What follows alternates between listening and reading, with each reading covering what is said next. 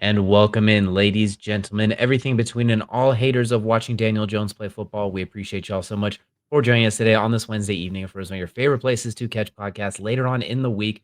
We are continuing our countdown to kickoff. It is our third of 5 weeks now. It is DJ joined as always by my co-host Kelcey as we get to take a look at a division that means a lot, that is near and dear to his heart. We'll be looking at the AFC and the NFC East, homes of some good, some bad, and some ugly over the years. Yeah, there's definitely some least in here. There's definitely some beasts in there, but they might not be the same two teams, and that's the important part here. Might be some surprises coming up this year than we've been expecting in the last 3 to 5 years. And no, none of those surprises from me are the Cowboys. Don't worry, everybody. You know what? I think that's more for your health than for everybody else's for sure. That won't be too much of the surprise, but we do got a lot to get into. We are now in our third of 4 divisions. Next week we'll be having the North, and then we will be doing playoffs and award winners. So we're getting right down to the nitty gritty. Unfortunately, there's still a lot to be determined when it comes to these divisions. Some questions we thought we might have answers to at this point, but we can't put it off any longer. So Kelsey, the poison is yours to pick. AFC or NFC? Where are we leading the way? Let's rip the Band-Aid off. Let's go with the NFC least. All right, we'll go with the NFC least that also has a beast, and it is time to feast as we will take a look at some of the win odds for them out of the gate here. Eagles, of course, at the top. Their over/under set 11-5. The Commanders 9-5. The Cowboys 7.7 out of 5, and the New York Giants 5-5. Division winner, the Eagles, the favorite at -160, followed by the Commanders at 225, the Cowboys at +7, and the New York Giants at +3,000. And we look at last season's record. The Eagles rattling off basically 10 out of 11 wins after starting 2-2 to finish 14-3 en route to a Super Bowl. The Commanders surprising everybody, going 12-5. That's not the surprise. The surprise is the NFC Championship game that they managed to rattle themselves off to. Cowboys finishing 7-10 after the Dak injury when they weren't doing so hot when he was there either. And the Giants, well, they're going to be the Giants at this point. But they did have moments. They did score 45 points in a meaningless game that cost them a top early pick. So there's some silver linings everywhere you look at it. But good for them, right? right, Congratulations. the congratulations, right? Drew Lock had the best game of his career, and it moved you a few spots, which I guess, you know what, it worked out in a way. They got Abdul Carter, so I guess it worked out as of now. But Kelsey, you wanted to rip the Band-Aid off. We're gonna let you lead the way here on the NFC East from the bottom to the top. Let's hear how you have it shaken out. Yeah, so here we go, right? If you guys missed my announcement earlier this year, you know I cut the Cowboys from my life, cut the plague off. I didn't cut the one guy, and I just want to throw this out here because I think it's the coolest shirt I've ever gotten before we get started. And I do mean ever gotten. And it's my guy. Kickers are people too. It's Brandon Aubrey. It says butter on it, which for a fat person, I don't know if there's a better name on a t-shirt to have than having something that says butter on it. And why do I talk about the Cowboys first? Well, that's because I have them as the worst. And not just bad, but real bad. I have the Cowboys going 3-14. I think it's time to at the to bottom of the just scoreboard there. My goodness. look. I had to get out of this, right? I saw the writing on the wall. This team does not look any better. Yes, you've had Javonte as a running back. You added George Pickens. What does that actually do for the offense? Not a whole lot, it turns out, because you still have the same problems. Your head coach is your OC. Is that going to work? I don't know. Never worked before. Very rarely works where you have a head coach that's an OC. First-time head coach, is he going to handle this team well? Micah wants out. CD might be leaving as well just because of how that works in Dallas. Feels like a sideshow, and it feels like we're in for a ride if you were a Cowboys fan. So good luck to you guys. But yeah, 3-14 is where I have the Dallas Cowboys finishing. And fun fact, 2 of their 4 wins does come in the NFC East, though. One against the Eagles and one against the Giants, because inevitably they always split. It's just how it works in the NFC East. But yeah, Cowboys 3-14. So there's your Band-Aid ripping off. So sorry, Brandon Aubrey, but there were no bets for you either, so I couldn't even pick you to be the leading point getter for the NFC East because that's a complete possibility as well. But all right, you know what? You're definitely shaking things up early. Random side note, too. The Chiefs are trading Sky Moore to the 49ers for absolutely nothing. Nothing to do with any of the teams we're talking today. Just thought I'd throw it out there since it just popped up. And that does not help the Cowboys at all. You have them basically in contention. They're in the Arch Manning if he comes out. If not, Garrett and Nussmeier, Drew Aller type Cade Klubnik sweepstakes at this point. Yeah. This is it's no longer about the players anymore. Like the players aren't, there's not a lot of high level players outside of 3 positions on this team. And that's terrifying as the Cowboys, but it's at ownership now. Like now it is literally on the ownership. There's no ifs, ands, or buts. What you did in the offseason after being all in, this team's not good. There's no reason I should feel more faith about the Cowboys than I do about the Giants, who actually had what looked to be a good offseason. Now I'm going to move up on my list and go talk about the Giants for a second because I have them at 5-12, so not great, but it's better than the Cowboys.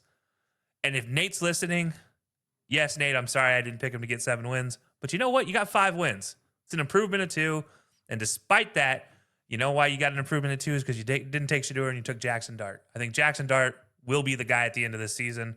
There's going to be a period where you don't know if it's Russ, you don't know if it's Jameis, you don't know if it's going to be Jackson Dart. Maybe start with Jameis and then go Jackson Dart. But you have Malik Neighbors still. That's a lot of positivity. And you mentioned it with the Giants when you did your short. They have a pretty good defense. That's like, as long as they can get to the passer, that defense can actually hold it down well enough to get their offense on the field to hopefully score in plus territory. It's going to be a slugfest with the Giants, though, when it comes down to it. They're going to split one with the Cowboys. I have them pulling another win out over the Commanders in this one, in this season. So, yeah, it's a situation where it's not going to be great, but you're better than the Cowboys at least. And that's just the nature of the NFC East, right? The Cowboys will have a down year every 5 to 7 years. The Giants will have a little better year than the Cowboys, and the Giants will go to the top of the division eventually, and then the Cowboys will be like second and middling, and then the Cowboys will dominate for a year, and then, oh, wait, here come the Eagles and Commanders again. They're back. So, yeah, so ripping the Band-Aid off at 3, I have the Commanders. But I don't have the Commanders going 12-5 like last season, that worst to first situation, or worst to second, and which, by the way, I got to say, we both gave them a lot of credit last year, and everybody looked at us like we were idiots. I just want to say that we called this. Jaden had a weapon in the bag, and yeah, it worked out. You really called well. it more than I did. You definitely got a little bit. You gave him a little bit more spice than I did. I was a little didn't expect Dak to fall apart, so I thought it'd be a little closer. But hey, it surprised a lot of people sometimes when it hits, it hits. And it's going to hit right, but unfortunately this year I have him going 9-8, so I don't have him continuing that pace. It's still good enough to be second in the East. Do they make the playoffs? That's a much later conversation. But I do have them going forward to the division. But the reason behind the 9-8 is I look at this team as not getting a lot better. Yes, you got Debo, but what does that actually mean? I don't know yet, because we've seen Debo not play, and the team's more effective that he's on than when he does play. I do think this defense is not bad. I still have not fallen for this whole Frankie Louvu foolishness. I don't know whether he's actually good or he just Troy Polamalu's it. I don't really know what's happening here. And that's a discredit to Troy, because at least Troy got into the bunch of rings of honors. But yeah, the Commanders 9-8. It's just not like a situation where it's like a fault of anybody. Jaden just is going to be in year 2. Everybody's going to figure him out. I don't have him rushing for as many yards. I don't have him doing a lot of the hard work that he had to do last year. And it's just that learning year, right, for him. This is his learning year. We see it year 2. I talked about it with CJ last year. We saw it. He didn't necessarily regress, but he stayed stationary, and that's where I worry the Commanders cannot afford Jaden Daniels to be stationary after what he did last year. I think they need him to be exceptional, and that's the difference here. If he's not exceptional, the Commanders are still going to be good, but they're not going to be great like they were last year. But that gives me that's fair. That's hard to follow up.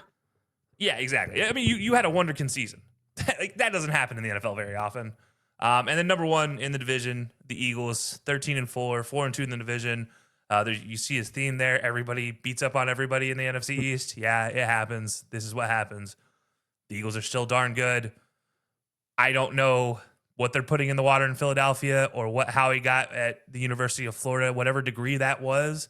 I need to go back and get it, because that degree is insanity when it comes to picking up players and picking up a team that wants to win and wins well. This team from top to bottom, and you even start including second stringers, it might be the deepest deepest well of good players in the NFL. Like the Chiefs in the AFC have a great well of players, but it doesn't feel like they're as deep as what these Eagles can be. And the fact AJ Dillon's possibly third string running back for the Eagles, a guy who was really the most effective third down back Green Bay had in a very long time, and now he's with the Eagles looking great in the offseason. It's a hard time you look at the Eagles and think they're going to get worse. I do have them one worse on the loss column. Okay, you're 13-4. You'll be fine. You win the NFC East again. So congratulations to buck the trend. You know, it's a situation where I have the Eagles just so good. It's kind of like the Chiefs have been recently, where they're going to drop a couple extra games here and there. They're still going to be that team to beat until they get beat. And I think that's where I have the Eagles 13-4. So just to recap, Cowboys, bottom of the division, 3-13. Giants, 5-12. Commanders, 9-8. And the Eagles at 13-4. All right. Relatively chalk minus that bottom one. A little bit of surprise. They're at throwing a nuke there on Dallas Nation. But you know what? I think a lot of them might not hate that because they'll hate it when it happens, but they might not be too concerned about it come April. Like, come April. There's a phrase that I refused to use when I was a Cowboys fan, but I'm going to use it this year. It's definitely their year to finish dead last. But not just dead last in the East. They need to finish dead last at the conference. Like if they're going to finish last, they got to do it right. When I say dead last, and this is a non-spoiler, maybe it is a spoiler, they are the worst team in my picks this year for all 32 teams. They are dead last. They would have number one pick next year. They're going to be awful for Arch or awful for Aller, depending on who comes out of that point. My goodness, maybe they put Stack on the trade block. You know what? There's a lot to visit if this does happen, and for sure, that is one we're going to keep an eye on. You know what's funny is some of these we have the same, some of them are vastly different. This division we are both by a long shot. So I'm going to rip mine off out of the right now. At the bottom, I have the Giants at 5-12. Same record as you do. Same reasoning. I think Jackson Dart is starting by October. I think Russ is going to play fine, just not quite good enough to get wins. I don't think he's going to be bad. He might even play good sometimes. He'll have a random 70-yard moonball touchdown. They just won't be able to quite win. They just won't be able to quite get it done. So we're going to 5-12 building year.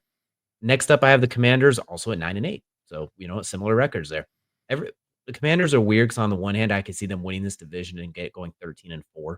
They're the Texans, but East at this point. Because I think they can do that, or I can see them going like 7-10 and everything regresses. But we're going to stick them in the middle there at 9-8. They had a lot of really close wins last year. We can see the net points, 94, not a huge margin. And 391 points allowed. That was the second most among teams with a winning record. And, I mean, the Bengals were the one above them, so we don't even – that winning record's throw it with a pound of salt at that point. They were incredible last year. Fourth down, 20 of 23 for 87% on the season. Third down, they were 6th in the NFL at 46%. Like, there was a lot of – Dan Quinn threw his you-know-what's in the wheelbarrow and threw him out there, and it works incredibly, but I don't know if the cojones are going to be able to carry over quite as much. And they had all those defensive woes and were so good offensively, and then they added to the offense in the offseason. And I'm still not sure what's going to happen with Terry. I'm not sure about the running back spot. Still 9-8 because I still think Jaden Daniels is awesome. They're still going to be very good. They're still going to be fine. So 9-8 is where I have them at. Still a playoff caliber team. Same. Next same up, record. We're good. Exactly. Next up, we have the Eagles at 10-7. I think they're going to be very good still. You did lose your offensive coordinator. I do worry that we're once again changing the offensive coordinators. I do wonder if are you going to be able to use the exact same formula you had last year to the exact same extent? We will have to see. At defenses, we know how they adjust in the offseason. We remember the Wildcat when that's a huge thing. Teams adjusted, the read option. Defenses adjust, so I want to see. I think the Eagles can adjust, but there's when you keep switching offensive coordinators like that. 3 different ones in 3 years. I'm curious to see how that carries over. Everyone's coming for him now, too. There's a difference between going after the Super Bowl and being the champion. That's why nobody ever repeats hardly ever outside teams with Tom Brady or Patrick Mahomes, basically. You need an all-timer there while having Andy Reid or Bill Belichick. So I have questions there. They still have a good young defense. I'm worried about the loss of the veterans. Guys like Darius Slay, who maybe they weren't the most productive last year. It was Quinyon Mitchell was CB1, but then you're losing the veterans there. CJG, I'm just calling him Chancey. Chancey Gardner-Johnson. He's not there anymore too. So I think a lot of rotation. He's in, he's out, he's in, he's out with the Eagles. He'll be back next year. Then we'll pick him to win the division again. Then we're sticking with the old and tried true classic. Nobody has won the NFC in back-to-back years since half of our audience wasn't even born. It's been since like 2003. So we're sticking with that. And I'm putting the Cowboys at number 1 in the division at 10-7. We're going the polar opposite of Kelcey, partially to spite him, but also because when's the last time that the Cowboys were really disappointing coming into the year? A couple of years ago, when a lot of people were like, "Yeah, they're at bottom of the division." Who are you asking? Are you asking the Cowboys fan the in the not, room? I'm asking. I'm going with the general consensus, not you directly, because with you directly every year, it's different. So I would say the general Cowboys fan, the real Cowboys fans, would say they've always been terrible going into the year. The fans that say this is our year, yeah, they'll be the ones that be like, "Oh, we're great going into the year." We don't count those ones. We're talking about the normies around here, not even the Cowboys fans, just the normies from afar. When they have lower expectations, when they seem to do really well. Remember when they drafted Travis Frederick? Everyone's thinking, "What are they doing?" 12-4. Dez caught it. So on and so forth. I think last year 2-7 at home. I don't think that's going to carry over as well. I know Dak was hurt last year. Micah Parsons missed, I think, 6 games. CeeDee Lamb was in and out a little bit. I think that's going to stabilize. I would feel much more comfortable. This was initially 11-6, but since they still haven't figured out the Micah Parsons thing yet, I did pull a win from them and tossed it back elsewhere. So I do think if Micah was signed, I feel a lot more comfortable about this. I made these picks. We made these picks about 4 weeks ago. So I was hoping Micah would be done by now, but I still think he's going to end up there. I think this is just Jerry being dramatic. I think Micah's going to end up playing sooner than later. When Dak's healthy, the offense clicks. They have a host of running backs that as a whole will be better than the sum of their parts. Javonte Williams, Jaden Blue, they'll all find a weird role that'll work. Deuce Vaughn might even get out there too. The wall of Tylers, I think, should get some burn. The wall of Tylers, I think, is going to be very effective. I like George Pickens as a receiver too, opposite CeeDee Lamb. Since CeeDee Lamb's been there, they've had trouble finding somebody to take a little pressure off him. George Pickens, if nothing else, you could throw him alley-oops when he's one-on-one. That's the one thing he's done very well in Pittsburgh, and I think in Dallas he's playing for some money now too. Dak's good at throwing those ones in the air, so I think that'll make Jake Ferguson. I have a lot of questions. I feel much more comfortable with Micah was there when we made these picks, but I'm going to stick with it. I think Micah will get done. And their draft class was actually quite outstanding when we look at it, in my opinion. Donovan Ezra-Rocco in the second round. Chevelle, the corner, in the third round, who could have been a first-round talent without injuries. I think that defense is going to be a lot. If Micah's there, I think it's going to return to like top 12 for him. If he's not there, you're probably looking at like 18th. I think Donovan Ezra-Rocco will help with some of the pass rush. You got Trayvon Diggs and Deron Bland both healthy for the first time since they both started being decent. They decide to trade years when they get hurt. They're both going to be out there. Yes, I know there's the whole that's either a pick or a touchdown the other way. But those picks, you get the ball back to Dak, I think they'll be effective. So I think they're going to be the weird third to first team. I think they're going to just considering the trend. So I'll just recap it quickly. Giants at the bottom at 5-12. Commanders at 9-8. Eagles at 10-7. And Cowboys getting the tiebreaker themselves at 10-7. You know, I have a question because you mentioned this when you got to the Eagles. You said that it takes a special quarterback, an all-time legend like Tom and Patty, to go back-to-back or to even appear in the Super Bowl again. Well, when you add in the they're the recent ones to do it. Right. Oh, no, I get that. But if you factor in how hard it is to win the NFC East twice in a row, and then the Eagles potentially getting back to a Super Bowl, if the Eagles can do that, not win the Super Bowl, but just get back to the Super Bowl and win the NFC East, do we have to change the narrative on Jalen? I don't. I already said he's QB5. I've already said basically 5 through 10 is pretty fluid, and right now he's number 5. But as a whole, yes, Steve, the narrative should be unless he goes unless he does a 2022 Daniel Jones and throws like 15 touchdowns and just gets pushed in for 10 touchdowns. I think he still has to be Jalen Hurts. But if I already have him at QB5, I think he's right there. I think he's right on the outside of those other 4 guys that we all kind of have the similar top 4 in that regard. I think he's right there right now. So yes, as a whole, the narrative should change if they pull that off and he doesn't 2022 Daniel Jones. He has to still be an effective quarterback. You can't be that inept at quarterback like that guy who shall not be named for the third time in the last few sentences. So there's a statute of limitations he will have to meet. But considering how he's played in his career, I'd imagine the overall narrative would change, assuming they do even what you did at 13 and what you had him doing 13-4, probably making some noise. And I do think they're going to have to throw the ball a little bit more. I don't think they'll be able to let Saquon lead the league in touches again. I don't think that's very likely. I think they're gonna have to air it out a little bit more, which Yeah. in result will boost the numbers a touch. So I'd agree with you. Yeah, no, I think the narrative's already he's up. I think he's top 5. I think until you've established yourself as immovable, 5 through 10 is very fluid, and he's the reigning Super Bowl MVP. So he is locked in there at 5 for me. yeah, I always question that. Like when I was going through and making this, I'm like, is Jalen good enough? And I've said this since Jalen came out of college. He is an unwilling runner. And I think once people get past the fact that the tush push happens, if you ignore the tush push, the amount of times that Jalen runs for positive yards successfully is actually not that many in a game. He doesn't actively choose. It is a last situation. He's going to take the yardage. Obviously, with Saquon there last year, we always questioned, like, hey, will it be good enough passing for AJ to be happy, for Devontae to be happy, for Dallas to be happy? Like, what will that all work? Turns out, yes. The answer was yes. Jahan Dotson, odd man out, but everybody else, yes. I think this year you're going to see, like you said, Jalen has to pass the ball more. And I think for me, why I had them higher up is I have Jalen showing that passing ability that he showed at Oklahoma and he showed at spurts at Alabama. And we saw early on in his career as well, where it's like, oh, this dude actually knows what he's doing, especially in the 2-minute drills when he's able to basically see everything, call it out as it's happening. I think we're going to see that evolution for him, but I also think this offensive line, they're going to get that full evolution of everybody's now been in their position. Obviously, the Landon thing does hurt. There's no question about that, but I still think there's the evolution there. And then, oh, guess what? You have the greatest save all of everything, and Saquon's still back there.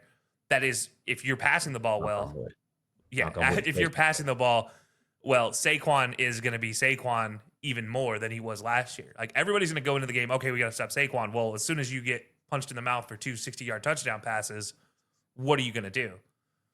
The answer is, okay, well, we got to go cover these receivers. All right, well, that leaves a gap open for Saquon somewhere. And now you start playing around with the cat and mouse game. And I think if Sirianni and this team can figure it out, I think it's hard to beat these Eagles teams.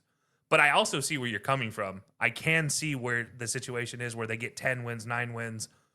But for me, I take that as more of the anomaly than it is the likeliness for this team. Like, for me, the likeliness is a much higher win total, but the anomaly for is like a possible 9-win team, especially if the Landon thing comes back to bite them, another offensive lineman goes down, Jalen doesn't look good passing the ball. Like, then all right, well, 9 wins might be a high mark for them. But yeah, and then the Cowboys, I get it. If everything goes right with the Cowboys, yeah, this team could win 10 games. But I think that's their capper. I don't know if you can go higher for the Cowboys. So I think where you went is just kind of like the causality of everything else. That's how the Cowboys end up on top. But yeah, I don't know. This division is really weird where I'm like, I don't love everybody. But I feel like the Eagles have the stranglehold here. And until proven otherwise, I don't know. It's funny because last year you and I had completely opposite views of the Eagles, but they were both spot on accurate. The results just went. We had very different results, but we had the same thought process, basically, especially when we talked about the young corners getting there compared to the old guys, the change on the offensive line. I put them in the Super Bowl. You had them as doo-doo butter. And we ended up both being right because while they didn't play the young guys at first, it was doo-doo butter. Then once they did play the young guys, like I had suggested, then it took off. So I think we're in a similar boat with them this year as well. For the record, too, 10-7 and 4-2 in the division is a pretty good season. Like, that's a compliment to Jalen Hurts and the team that's considered almost blasphemous. And for the Cowboys, I've been going 5-1 in the division because Dak historically just plays well against the NFC East. He has butchered the Commanders and the Giants his whole career, and he basically splits with the Eagles. So I think when he's healthy, I think that is where you'll get half of those wins. In the Eagles' schedule, we looked at it. You got outside the division. You got the Lions, the Chiefs, the Bills, the Bucks. There's a lot more. There's not nearly as many cupcakes. They don't have the Browns on there in week 4 with Deshaun Watson at quarterback or anything like that. They have a lot less Weenie Hut Juniors to deal with. Let's be fair. The Cowboys have never done well against Cleveland. I was talking about the Eagles don't have that this year. Yeah, like that's the Eagles. That's what I'm saying. Like, the Cowboys, when they do play the Browns, don't even have that going for them. But yeah, no, the Eagles don't have to worry about that. Exactly. So we've talked a little bit about the predictions. Now let's talk a little bit of gambling with these ones as well. So we're going to take a look at some of our favorite bets when it comes to the NFC East. I'll go and start with mine. We got one for each team for a futures bet. I'll run through mine quickly. We got the Cowboys going over 8.5 wins. We even went up from their total of 7.5 because I think they're going to get 10. So we're going to get plus odds of plus 130. Giants, not a whole lot to love there, but I do love me some Malik Neighbors at 11 50 receiving yards, he will hit the over. He has 3 quarterbacks better than the trash that he dealt with last year, so it's only up from here. The Commanders, not a whole lot to choose from because of their tomfoolery at receiver, running back, etc. But we do get 1 touchdown in every single game at plus 145. We're gonna take that. Dan Quinn's love of not kicking it and going for it on 3rd and 4th downs will pay off. Then Eagles, the spicy one that we both actually agree on, but you kinda hope it doesn't happen for fantasy purposes. Saquon Barkley under 10.5 rushing touchdowns. He's hit 11 rushing touchdowns twice in his career, including last year. He's gonna be even if he's good, the chances if he keeps getting tackled at the damn 1-yard line, it's gonna be the Jalen Hurts scenario again, and unless they completely take that out of the offense, which they won't. So I think even if he is awesome and does not miss a beat, the Madden curse, the rushing title, the fantasy, all of the things working against him don't happen. It's history proves against the chances of him cracking 11 rushing touchdowns. So even if he's awesome, that's still a high bar to hit. People don't understand that's quite a few rushing touchdowns when your quarterback's gonna get 13 on his own. Yeah. No, I actually want to start there for my bets as well, because I like your bets, but I think the Saquon thing is important to mention because I think you're right. I think yardage or touchdowns wise, it's already hard to get 10 touchdowns. It's even harder when you are guaranteed within the 3-yard line, and 3 yards and in, it's going to be the Jalen Hurts tush push. And honestly, and Saquon's lucky to be out of there. I'm still waiting for them to snap it through Jalen's legs to Saquon. I'm still waiting for that moment. And just like a And then back he's gonna end, like, throw it, and he's gonna throw it yeah, too like his LT. They're still gonna avoid the rushing touchdowns at all yeah. costs. I am still waiting for that. But no, I do think you're right. That was originally my pick as well, to go under on the touchdowns. But because you went there, I pivoted. I'm staying with Saquon for my pick for the Eagles, but I'm going with the over 1375.5 yardage. And now I think this, for me, it's rushing yards for the season, total rushing yards for the season. Yes, I'm thinking for my fantasy team, but I'm also thinking for everybody's fantasy team who took him within the first 7 picks. I think this guy is one of the best 20 to 20 rushers we've ever seen. And I mean, from outside of the 20 to inside the 20 on the other side. His ability to snap one off at any given point is probably one of the more outstanding things I've seen from a recent running back. And his ability to work his way through the trash in the line of scrimmage and in the second levels, I think that's a really impressive feat of his. So for him, when he touches the ball, I'm expecting 6 to 10 every time, not 3 to 5 like I do with most running backs. You know, there's maybe 5 you can say that you can expect that from in today's day and age. And Saquon fills to me at the top. So I think even if he doesn't get as many touches, if he's averaging 6.5, 7.5 yards a carry, which is a crazy number in the NFL, but not unreachable for somebody like Saquon, especially if this Eagles team is passing well. I think that's an opportunity for him to go with that over 1375.5, which is a minus 114 odds, which actually all my odds are pretty much identical in every pick I have this year. But that's because I stayed pretty simple with this one and went over unders on yardage just to be on the safe side. Before you go any further, you wanna hear the most insane stat that backs up both of our points to a T with that one? So as far as the highest yards per rushing touchdown last year, Saquon Barkley led the league at 31 yards per average touchdown of his 13, with 403 total touchdown yards. The highest in the league by a lot. The next closest is Kyler Murray at 25, who had 5 touchdowns, for example. Where the lowest was guys like Roshan Johnson, Nick Chubb, who had 1 yard carry touchdowns, basically. So to the point, Saquon's gonna score. He's gonna have to break it because if it gets inside the 5, it's not going to him, it's hard to get 11 touchdowns of over 30 yards. So to make our point even clearer. Yeah, and that's the hardest thing, is especially as like I've owned Saquon the last 2 years in fantasy leagues, and it's one of the toughest things to watch because you're like, just give him the ball. He got it there. Just give him the ball. But yeah, so I have him over 1375.5 for minus 114 odds. I'm going to move in the downward order of my picks from now on, and my next one is the Commanders. I'm going Jaden Daniels. I said I didn't have as many yards for him this season. Well, it just so happens to be under his yardage total for rushing this year. Under 675.5 for it for minus 114 odds as well. I think he's great, but at the same time, I think this is one where you're going to have more teams keying in on him, and you also have the Commanders looking at him like, let's not get you injured. Let's pump the brakes on this. We saw what happened when you did have an injury last year. It wasn't beautiful.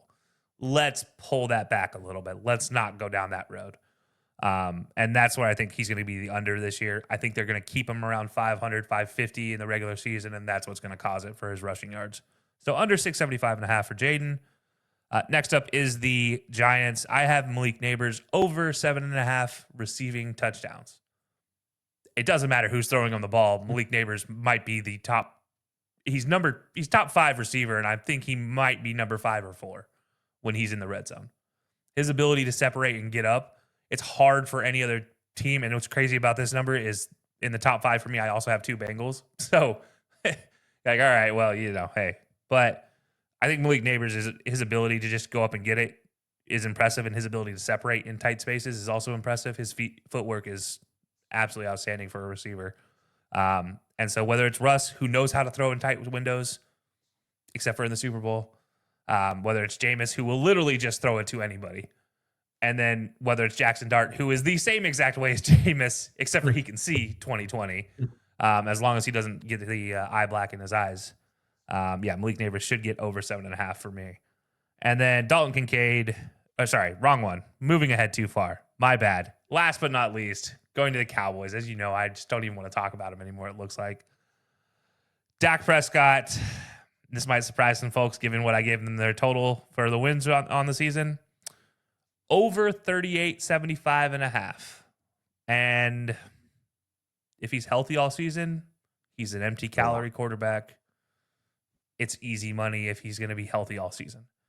I have to make these picks based on the fact I think he's going to be healthy all season. He's going to be a Cowboy all season. So give me that 38.75 as a lock with George Pickens and CD, because either one of them, I think you give him the ball and let him see space and see what happens. So, yeah. It's a lock if he's healthy that he's going to put up the stats for better or for worse, and for worse in a lot of these cases. But we've talked NFC. Time to pivot over to the AFC. As the story continues to be the same. Nobody circles the AFC East wagons quite like the Buffalo Bills. 11.5 win total. The favorites to win the division at -350. 13-4 last year. 8-0 at home. 5-1 in the division. Same story, different chapter. They cooked. The Dolphins, Jets, and Patriots rounded it out with the Patriots finishing at the bottom, picking in the top 4. I'll go ahead and run through my predictions first, and I'll keep them relatively quick because there's not too many surprises, I don't think. Well, there might actually be. But there's not one at the top, but we'll go and start at the bottom. I have the Dolphins at the bottom. I have them going 6-11.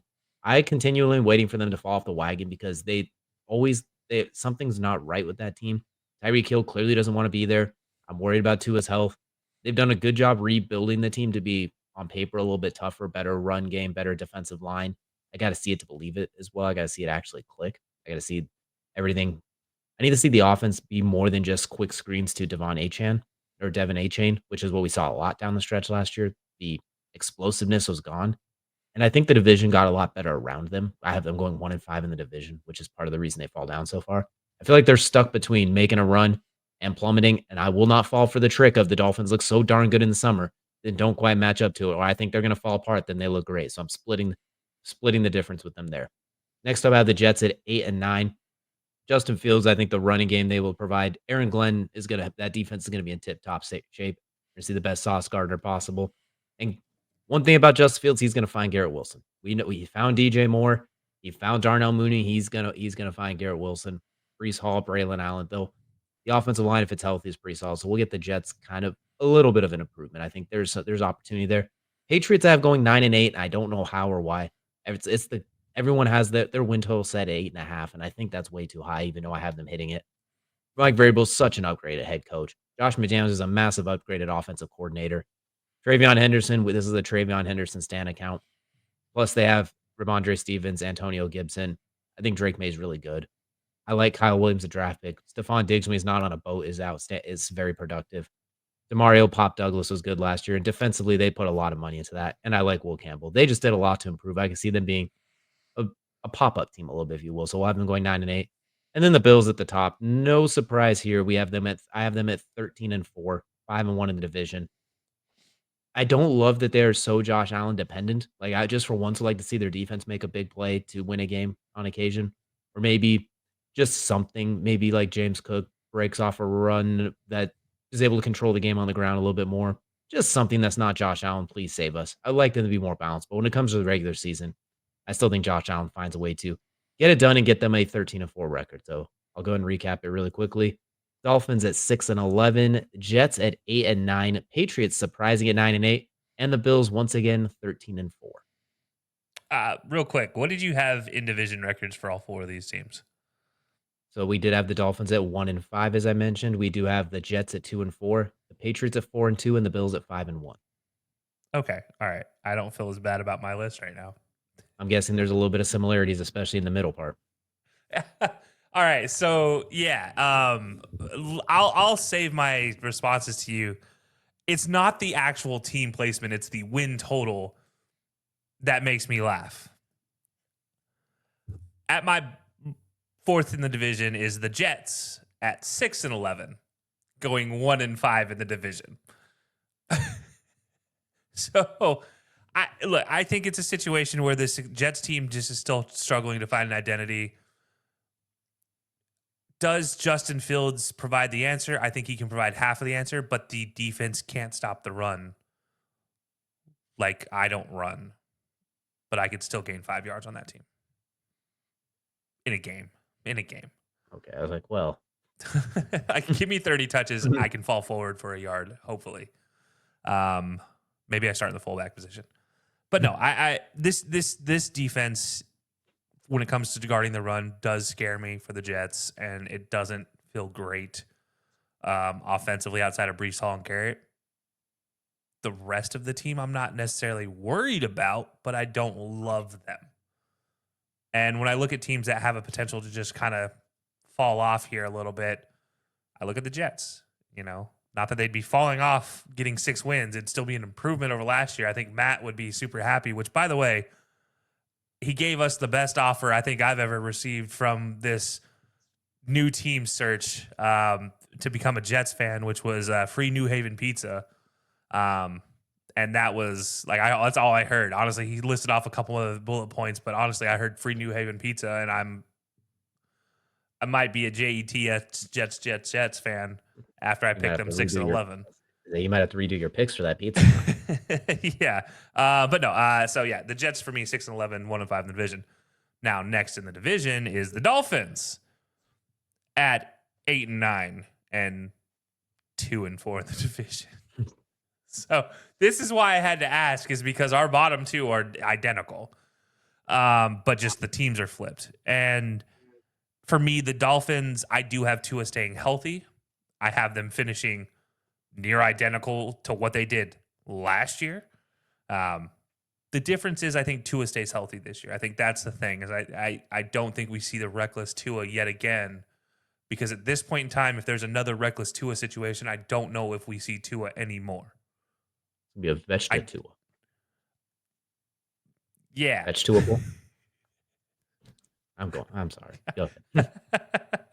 All right. But no, I do think Tua worries me just long-term health-wise. That's why I can't give him more. But I do like when he's healthy, this team does flow well. And Jalen Waddle, I think I've said this every year for the last 3 years, looks great in preseason. Maybe we actually see the Jalen Waddle penguin dance more than 3 times a season. I need to see it. I need to see him and Tyreek work well. I need to see more from this team. But I think as long as Tua's healthy, you see that. And without Tua, this team doesn't have a future in a lot of cases. And I think McDaniels sees that, and he's going to do whatever he can to provide Tua every opportunity to not get hurt. And so while 8-9 wouldn't be great for Dolphins fans, well, could be worse. They're used to it. Yeah, could be much worse. I could have told you 3-14. Now this is where things really, yeah. This is where things don't really change team-wise, but they change record-wise. Number 2 in the division, I have the Patriots at 10-7, going 4-2 in the division. Yeah, I do think Mike Vrabel, as much as I talk all sorts of smack about him at Tennessee and him as a head coach, I think as a Patriot, he is the perfect head coach for this. And I still think they did Mayo wrong. But despite that, Mike Vrabel, if there was going to be anybody else that fit this role, it would be, I'd be angry about it. But it's Mike Vrabel. It's like, I don't love that you did Gerard Mayo the way you did, but I can be okay with this. And that's how I feel about this. And then you went and got Treveyon in the draft. And honestly, you got the best running back in this draft. And that's second to Ashton Genty, but I think the best complete running back in this draft. Ashton Genty is 100% a downhill runner. Catching the ball, he doesn't do it as well as Treveyon does. He doesn't provide as much in the return game as Treveyon does. And that's where I think is going to differentiate Treveyon from a lot of other players in this draft, where he has all three capacities to do it from a running back position: the run game, the pass game, and in the return game. We already saw it in preseason. That doesn't just happen. You don't just do that your first game of preseason. You're out here to try to prove a point. And Treveyon's proved it in college. He should have been the number one there for every game, every season, but for whatever reason they brought in Judkins that last year. But he continued to prove it in college. He's going to prove it in the NFL. He's a big part of why I have the Patriots doing well and going 10-7. And he's going to allow Drake May to do what Drake May does, which is the play action. And if he has to, dump it off, and then he's going to succeed, because you get that started. You get teams looking closer to the line, and next thing you know, you're going to pop one over the top. You're going to deliver one to Stephon over the top, whatever you need to do there. And this Patriots defense is still nothing to slouch about. Add Mike Vrabel to the mix, and, well, guess what? They got better. 10-7, 4-2 the division for the Patriots. The Bills, I don't have as good a record for me as you do, but 12-5, 4-2 in the division, second overall in the AFC. So yeah, I don't think I need to say anything about the Bills. Josh Allen's going to Josh Allen. That defensive line especially, I think is pretty scary. I still think they can get after the pass rush even without Von Miller. As long as everybody's healthy, they can still get at the passer. And that's, yeah. They have a lot of opportunity, but yeah, I do agree with you about needing to see something else other than Josh Allen at some point in time for these Bills. But for now, Josh Allen seems to work. Absolutely. I think the Patriots could definitely give them a little bit of a scare if everything is able to click. They got a lot of talent and a very good coaching staff. Christian Gonzalez is still a top 5 corner, and he's going to be healthy this year, knock on wood. I think that's going to open up a whole lot on offense when you just stick him on one side back. All right, we're going to play cover 3 over here. You just take away that guy. Or, hey, we're going to mix match, double team. We're going to go do some goofy stuff here to confuse people. Just don't let that guy touch the ball. And most of the time, he's probably going to be right. It's going to make things a whole lot easier. They had a really good draft class, good free agency. They're the popular team to go from like worst to third. I can't say first because there's a Buffalo Bills sized wagon in the way. But they're a popular pick with their 8.5, but I still think they can hit that. I think Drake May is still really good. I know his stats weren't exactly great last year, but when you look at how chaotically bad that team was, I know Gerard Mayo may have done dirty, but they did not have a grasp as a team across the board. Granted, He was walking into a mess of a situation. Offensively, defensively, they had nothing really set. Nothing made sense last year, and he was still productive. So they're very interesting. So go and give everyone a quick recap before we start throwing some money around. Yeah, starting at the bottom, working my way up. Jets at 6-11, Dolphins at 8-9, Patriots at 10-7, and the Bills at 12-5. Those are somewhat similar, but at the same time, very, very different records for the AFC East. Not a whole lot of surprises there, really, even with the slight team differences. We saw the records were the same. We just changed a few different names. But now we're going to get into the more fun part about this division, in my opinion. We're going to start talking some bets. And you know what? I went first on the last one, so I'm going to let you lead the way here with the AFC East. Let's win some money. Yeah, so I'm going to go like I did last time. I'm going to go from the top of my division down. So that means the Bills first up. Dalton Kincaid. Over 575.5 receiving yards. We need it. I don't need it. I don't have him getting the touchdowns, but I do have him getting the receiving yards. He was always Josh's bailout. He continues to be Josh's bailout. As long as Dalton Kincaid is healthy, he will be the bailout for when it comes to it for Josh Allen. When there's nothing else, he's going to look for him, and he's going to just throw it at Dalton Kincaid. He's looking for 86 somewhere. He's going to make it. So, yeah, looking at Dalton Kincaid over 57.5 or 575.5. receiving yards, minus 114 odds on that as well. Next up is the Patriots. Treveyon Henderson stand account, meaning Treveyon Henderson over 700.5 rushing yards this season. He will be running back 1. He should be right now if he is. Yeah. If it's not right this moment, if it's not going into week 1, he will be by week 3. Week 2. Yeah. Okay. You're more excited about people making the decision than I am, but Treveyon Henderson stand account across the board. Fair. All right. I was going to do touchdowns, but they didn't have a touchdown prop for him yet. So they knew better. Stay tuned. Maybe that'll be a thing later on.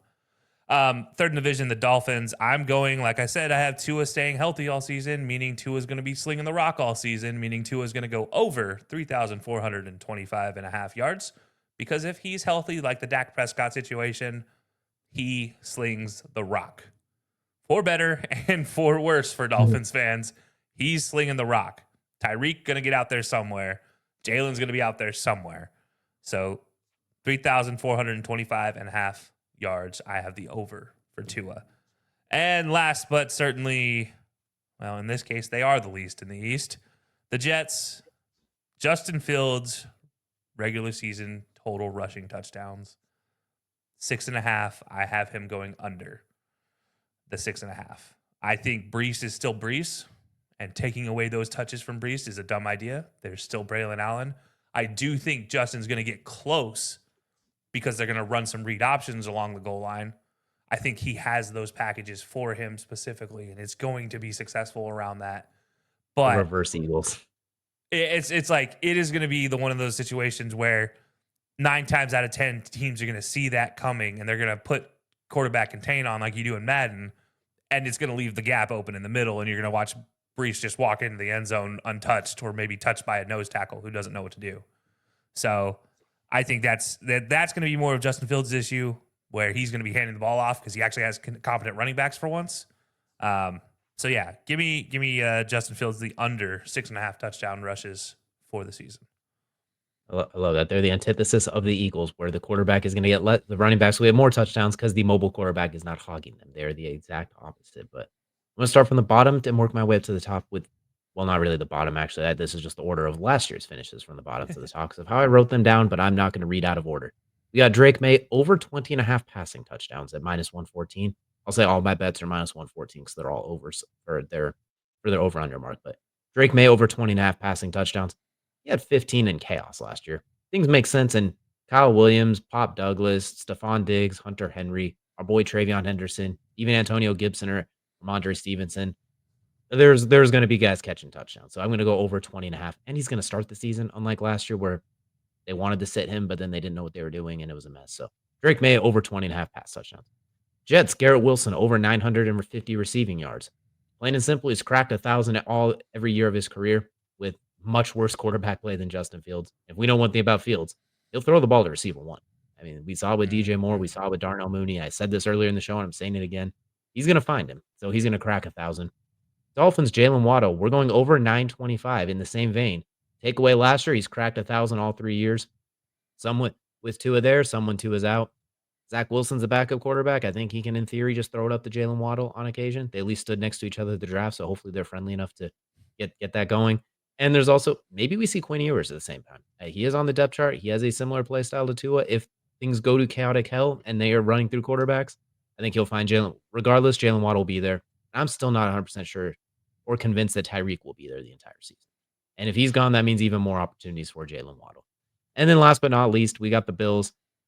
I want them to have ways to win other than Josh Allen being Superman, but I don't know if it's going to happen. So we're going to take Josh Allen over 500 rushing yards at -114 because he's done that every single year of his career except for 2020. And that was the first year of him and Stephon Diggs when Diggs out there somewhere worked the entire season.